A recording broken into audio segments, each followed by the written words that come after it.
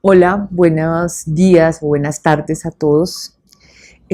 Vamos a hablar acerca de los resultados del primer taller que realizamos dentro del marco del proyecto de estrategias para el fortalecimiento de la educación pública en Bogotá que está desarrollando la Secretaría de Educación del Distrito junto con el Instituto de Estudios Urbanos de la Universidad Nacional.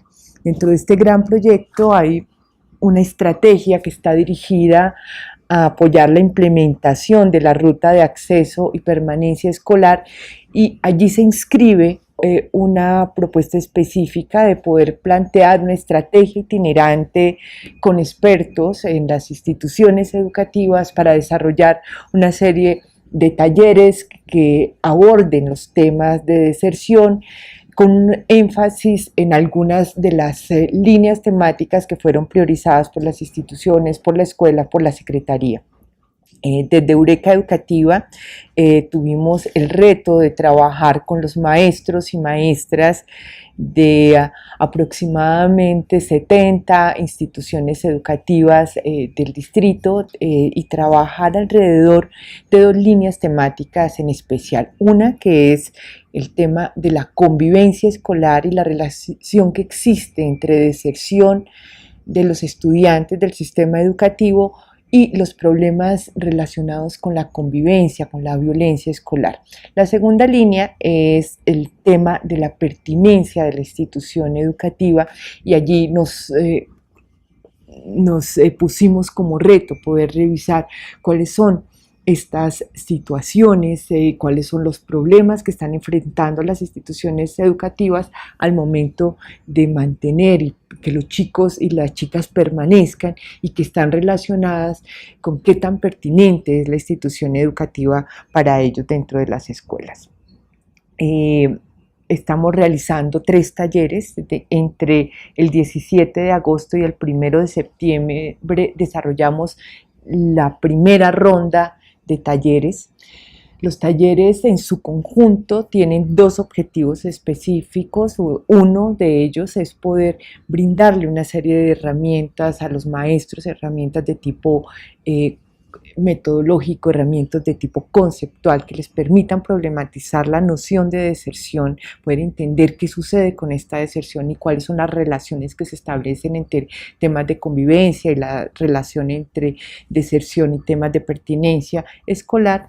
Y el segundo objetivo es poder diseñar una serie de estrategias pedagógicas que nos permitan desde las instituciones educativas, reconociendo los límites, reconociendo pero también las posibilidades que tienen las instituciones, plantear propuestas pedagógicas que nos ayuden a atender los problemas específicos que en estas líneas estamos encontrando dentro de las instituciones. Como les decía, hablamos de 3 talleres, realizamos ya una primera ronda, que es una primera ronda donde realizamos 12 talleres, 8 talleres relacionados con el tema de convivencia y 4 talleres relacionados con el tema de pertinencia. En los talleres de convivencia, el centro fue pensar el tema de los conflictos, que es el conflicto escolar, y a partir de historias de conflictos que traían los maestros y maestras al taller, lo que se hacía era un análisis de los conflictos, los distintos momentos en los que atravesaba el conflicto, los actores que estaban involucrados dentro de las experiencias, los espacios y los momentos, las soluciones o no soluciones que se daban a estos conflictos, y a partir de ese análisis poder entender esa relación que existe entre la forma en que se gestiona el conflicto dentro de la institución educativa y los temas de deserción. Para eso, la estrategia fundamental fue el uso de historias de conflicto, de biografías del conflicto.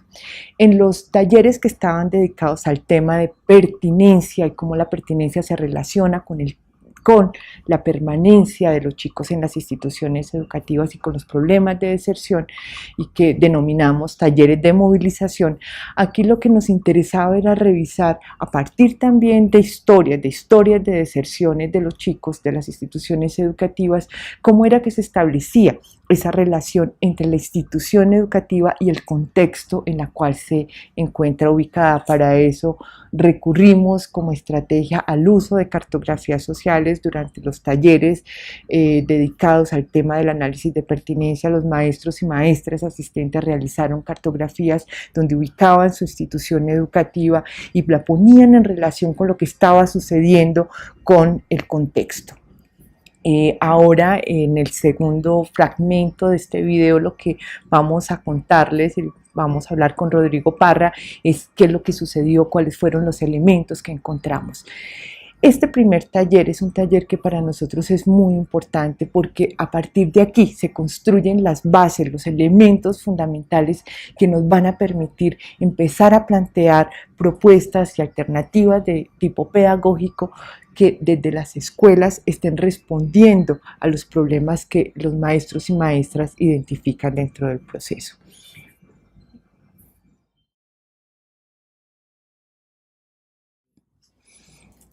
Sí, creo que empezamos la discusión a partir de la definición estadística de lo que es la deserción escolar, que consiste en la proporción de estudiantes que salen del mundo escolar por procesos que podríamos llamar de deserción.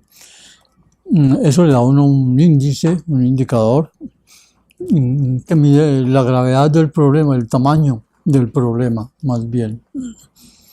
A eso nosotros en la propuesta le añadimos, no, es que mientras no tengamos una visión clara, o un poco más clara por lo menos, de qué es eso de la deserción, va a ser muy difícil hacerle frente pedagógicamente y de otras maneras. Y empezamos a reflexionar y dijimos que había otras razones, que había unas razones, unas causas o unas dinámicas que llevaban a que la deserción se diera y que tenían digamos un efecto o de multiplicarla o de intensificarla. Hablamos de cómo las relaciones entre los maestros y los alumnos, las relaciones entre los estudiantes, las relaciones entre las directivas, las reglas con que se juega, la manera de enseñar, el tipo de pedagogía, todo ese tipo de cosas del funcionamiento de la escuela tenían una incidencia muy grande en lo que es la deserción, que allí se generaba muy poco, digamos, con mucha fuerzas que iban a llevar a la deserción de los estudiantes. Y hicimos una planeación para mirar eso con los maestros y eso lo llamamos como una especie de expansión del concepto de deserción. Como suele suceder con la investigación, particularmente con la investigación etnográfica, uno como investigador va hasta donde más se le ocurre que puede ir un fenómeno como diferente a lo que se está entendiendo ahora, ese mismo fenómeno. Y la realidad siempre va más allá de lo que uno fue. Entonces es un juego entre eso que uno plantea como una visión nueva que se le ocurre a uno por sus experiencias y por investigaciones y por su manera de ver las cosas, pero sabe que eso lo que va a hacer es provocar que uno pueda ver más cosas, ¿no? Ensancha la mirada de uno, así como ensancha también el concepto de deserción. Entonces, lo que les voy a contar enseguida es ese segundo ensanchamiento, digamos, del concepto de deserción, porque entre más elementos tengamos en ese concepto que estén influyendo en el proceso de deserción, y hablamos de un proceso de deserción, no de un hecho de deserción, porque todas estas cosas van sucediendo en el tiempo y son un proceso que van llevando a la deserción finalmente, que es un momento, ¿no? La estadística. Sí. Los primeros talleres que hicimos, eso lo habíamos hecho nosotros, ese ensanchamiento como investigadores. Ahora es el trabajo con los maestros para trabajar con ellos, para producir que ellos sean capaces de ver eso que antes no veían y que al verlo se refieran a sí mismos, se refieran a su escuela, a su experiencia como educadores y saquen de esa experiencia esas visiones que van más allá de lo que nosotros habíamos planteado, ¿no? Podríamos empezar por una de las primeras formas de ensanchar esa concepción de la deserción que nos plantearon los maestros, que tienen que ver con el papel y la manera de trabajar de los directivos escolares, de cumplir con su trabajo, de hacer lo que ellos tienen que hacer. Y vimos que hay unos de esos directivos que se quedan en su oficina respondiendo correspondencia, llenando papeles, planificando cosas de orden administrativo, yendo a hacer procesos en otras instituciones del gobierno, etcétera. Todo lo que es la administración de una institución escolar. Pero que la intensidad con que hacen esto en esta actividad administrativa disminuye su tiempo y su capacidad para ser líderes del proceso pedagógico de la escuela, de cómo se está llevando a cabo el proceso de enseñanza-aprendizaje, de si hay maestros que practican, sobre todo en el aula, procesos que son ya muy antiguos, que han dejado de ser pertinentes en el mundo contemporáneo y que en realidad son contraproducentes. Por ejemplo, para la formación de ciudadanos, un maestro muy autoritario está formando ciudadanos para una sociedad autoritaria igualmente. Y lo que queremos es formar para una sociedad democrática, pues digamos, son asuntos que deben ser por lo menos conversados y viendo a ver cómo se resuelven pedagógicamente. Eso necesita siempre un liderazgo, ¿verdad?, en el mundo escolar. Y ese es el liderazgo que están perdiendo los maestros, que se quedan solamente en la parte administrativa, ¿verdad?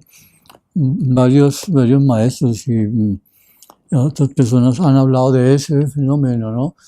De esas dos funciones que tienen las directivas, y es como una de ellas se ve tan importante que opaca a la otra, que es sustancial para la calidad de la educación.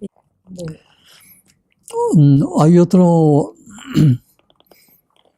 asunto que es como el grado de compromiso de las directivas, que sería un poco de lo que acabamos de hablar.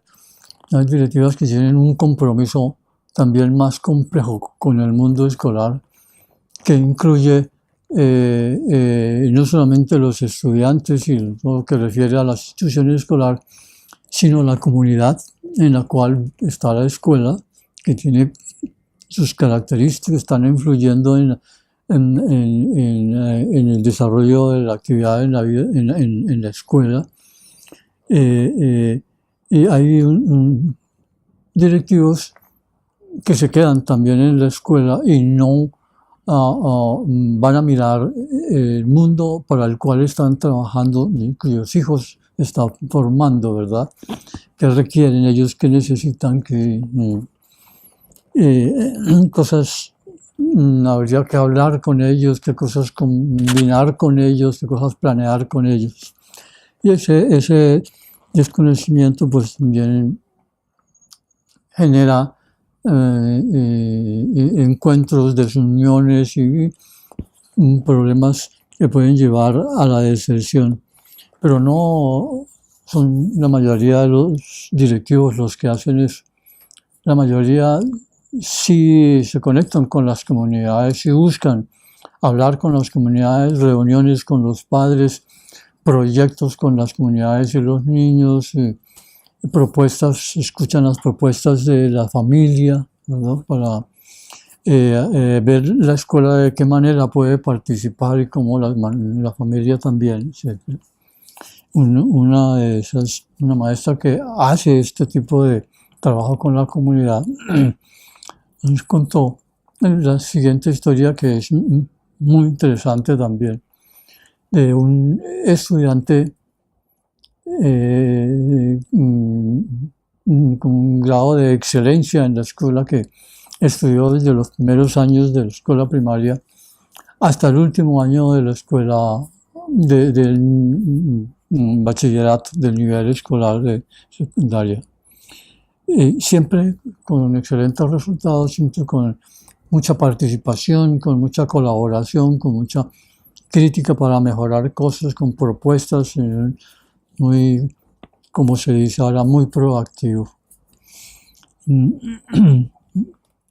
Y también con muy buenos resultados académicos en sus exámenes, en sus notas. Pero al llegar al grado 11 se encontró con una maestra con la que empezó a tener conflictos muy serios porque la maestra tenía una visión muy autoritaria, clásicamente autoritaria del proceso educativo en el aula y no lo dejaba participar, no lo dejaba hacer sus comentarios críticos de lo que se estaba enseñando en el aula, ni propuestas de cómo se podrían hacer, y todas las, digamos, formas de participación que él generaba para contribuir y para aprender más, decir, al participar y a plantear problemas, empezó la maestra siempre a regañarlo, a excluirlo, ¿verdad?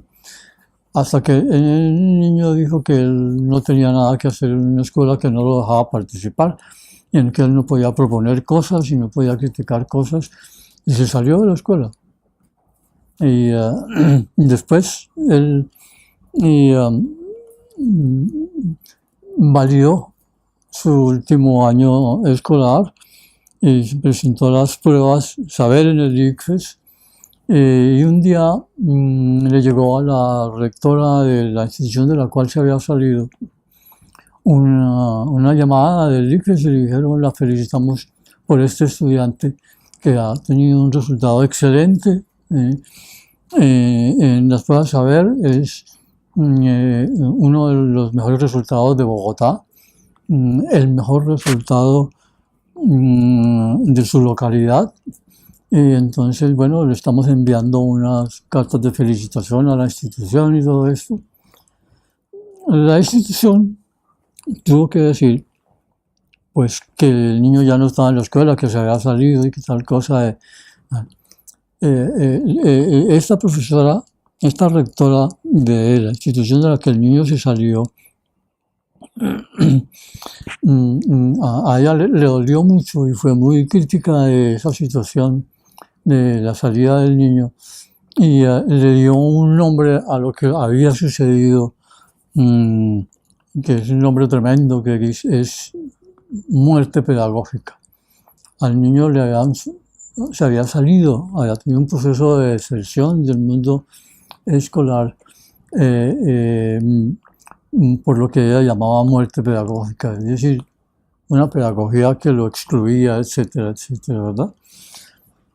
Eso es producto de una visión pedagógica autoritaria que finca el conocimiento en el maestro. Él es el que lo tiene, ese es el verdadero conocimiento, y el niño solamente se lo tiene que aprender y reproducir después en el periodo de exámenes, que es una visión hace tiempos ya dejada de lado por las nuevas pedagogías y las nuevas formas de educar. Ese atraso pedagógico y en la práctica escolar es entonces también fuente de deserción en el mundo escolar, ¿no? No encuentran formas de participación, algo que sea más activo, más, ¿verdad? Más participativo, y se aburren, creen que están perdiendo el tiempo y se desertan. Ahí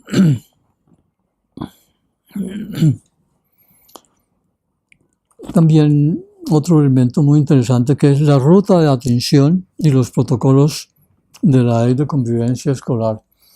Da la impresión de que entre más se aplican estos protocolos y estas rutas, los maestros van volviéndose como más ritualistas y van, digamos, aplicándole estas cosas a los niños, poniéndolos a hacer esas rutas de una manera que excluye la visión pedagógica de lo que está sucediendo. Esa exclusión de la pedagogía hace que lo que ella está haciendo sea una instrumentalización de esos procesos de la ruta y de la ley de convivencia escolar y de todo lo que tiene que ver con formación de ciudadanía allí, etc. Eso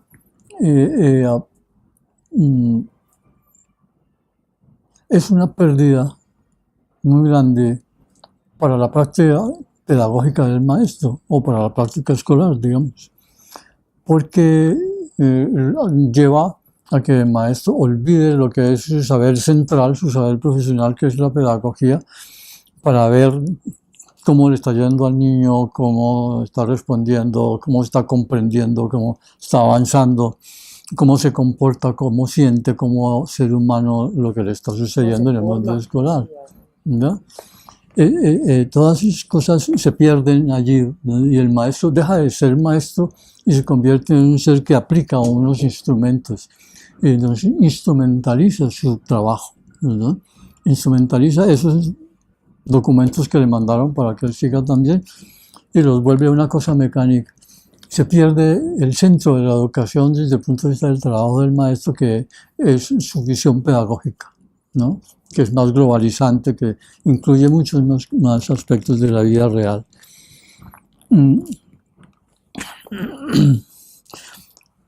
Un fenómeno que podríamos llamar la escuela encapsulada, que se da sobre todo en los sitios, en las comunidades que tienen más problemas económicos, que son más débiles ante el mundo y que tienen más dificultades para sobrevivir, donde también suelen entonces crecer formas no legales de vida, ¿verdad?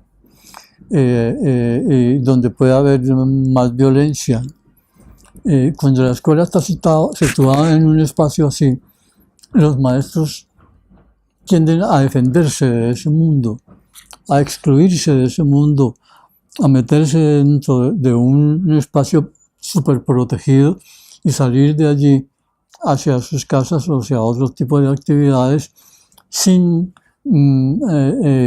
entrar a hacer ningún tipo de relación con las comunidades a la que pertenece su escuela y cuyos niños vienen de allí. Ese aislamiento entre la escuela y la comunidad tiene, por supuesto, consecuencias muy negativas para la educación misma de los niños, para evitar que ellos se salgan del mundo escolar, deserten y vayan a situaciones como, por ejemplo, la vida de calle, ¿no? Vivir en la calle o entrar en bandas criminales o en cosas de drogas, etcétera, etcétera, ¿verdad? Tiene la escuela, las familias y esas familias tienen muy pocas posibilidades de retener, educar y formar a sus hijos para que no vayan allá, ¿verdad? A ese tipo de futuro. Y la escuela, que es lo último que les queda, lo único que le queda a esos niños, entonces se evade eso o no tiene las herramientas para poderlo hacer, tiene que utilizar formas de defensa por la inseguridad, etc. Los maestros y no trabajan con la comunidad, lo cual hace que los niños pierdan ese último espacio que los podría salvar, ¿no? Tiene entonces consecuencias muy graves y muy nefastas para la comunidad y para los niños colombianos. Ese meterse, ese esconderse de la escuela a la comunidad. Las comunidades evalúan la escuela, miran qué les enseñan a los niños. Las evalúan inclusive cuando la comunidad tiene un grado de escolaridad menor que la que tiene ya su hijo. Las evalúan con su experiencia, con su vida, con lo que ellos esperaban que sus hijos pudieran hacer por un periodo de la educación. Y muchas veces la crítica que más se encuentra es que esa escuela les enseña a los niños cosas que no les sirven, sobre todo que no les sirven para salir del mundo de la pobreza, del mundo de la marginalidad y entrar en el mundo contemporáneo, en el mundo de los trabajos modernos, ¿no? Que tienen características muy distintas y que es a lo que en el fondo aspiran. Pero la escuela no tiene la fuerza, ni del conocimiento, ni de la formación de valores, de ciudadanos, para sacar a los niños de allí y trasladarlos a esa otra parte de la sociedad. Y los padres perciben eso porque sus hijos se siguen quedando en el mundo de la marginalidad, ejerciendo trabajos a veces no lícitos y a veces trabajos con muy pocas perspectivas. Eso, digamos, es también muy importante, ¿no? ¿Cómo lograr? ¿Qué habría que pensar ante el problema de la incapacidad de la escuela de hacer eso? Si no lo hace la escuela, entonces, ¿quién lo hace? ¿Verdad? En la escuela digamos, ha sido en el país el factor de movilidad social más importante, pero ha ido perdiendo últimamente mucho esa capacidad, ¿verdad? Y esa capacidad es la que quieren los padres, ¿verdad? Que su hijo tenga una movilidad del mundo marginal a un mundo con una economía central contemporánea, no hay trabajar allí, vivir otra vida, ¿no? Ese es otro de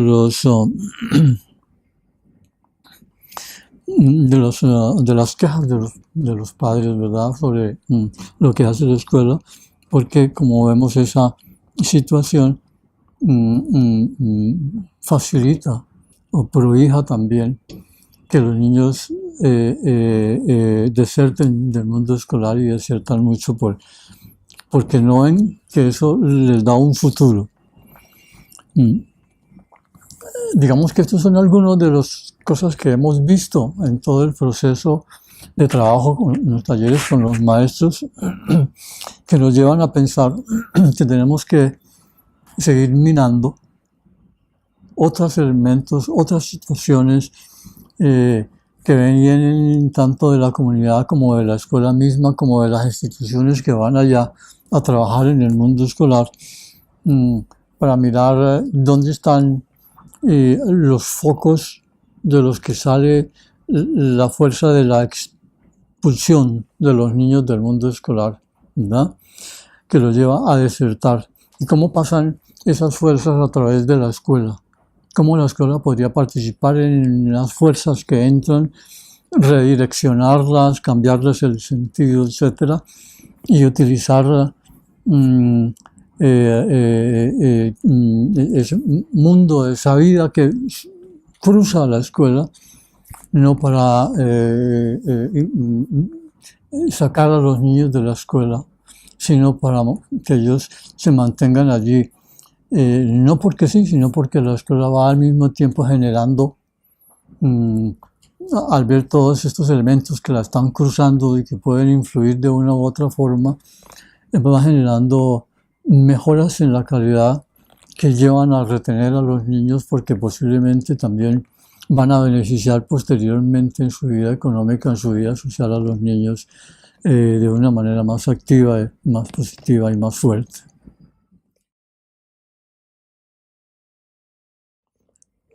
Lo que nosotros intentamos es precisamente darle a los maestros y a los niños, cuando es posible a los estudiantes, aumentar en ellos su capacidad para ver el mundo en que están.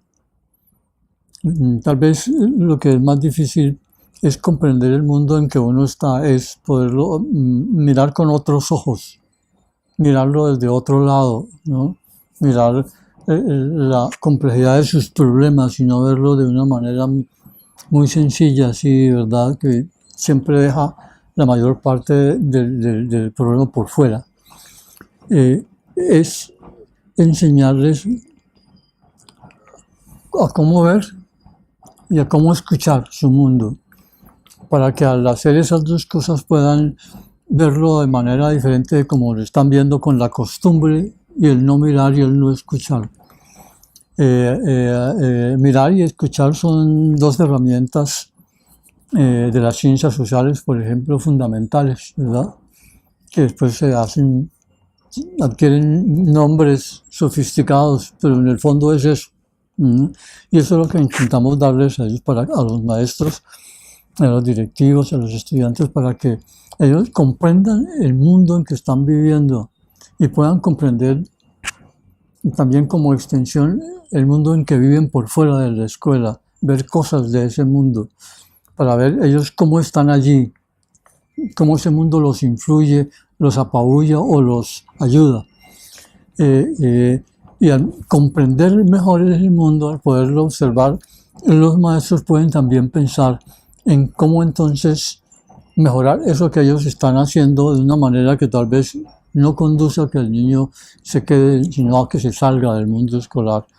¿Qué tiene que mejorar? Porque su pedagogía no es propicia para trabajar en ese mundo. ¿Qué tendría que hacer? ¿Cómo está tratando a los niños? Eso, su manera como desarrolla sus clases. ¿En qué falla en ese sentido? ¿No? ¿Y qué aciertos tiene para multiplicarlos y compartirlos? Cosas así, digamos, que se pueden sintetizar en cómo entender el mundo en que uno vive, cómo entender lo que uno está haciendo en ese mundo en que uno vive, cuál es el sentido que uno tiene allí de transformador o de conservación de las viejas maneras de hacer, etc. Es decir, está en juego la transformación de la escuela desde adentro, no necesariamente desde afuera. Cuando desde afuera haya muchas cosas que se pueden hacer, ¿no? Pero si no se transforma desde adentro también, las transformaciones que se van a hacer desde afuera por medio de proyectos y procesos que vienen de las entidades del gobierno, van a tener muchas más dificultades para que la escuela se transforme de acuerdo con las cosas que pretendan modernizar el mundo escolar. Entonces,